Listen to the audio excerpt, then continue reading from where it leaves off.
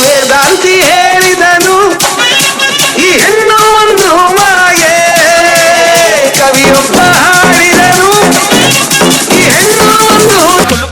ಕುಲುಕಬೇಡ silk, ನೀ ಕುಲ್ಕೋ ಕುಚ್ಚೆ ಯಾಕಂತ ಹೇಳಿ ಕುಲುಕು.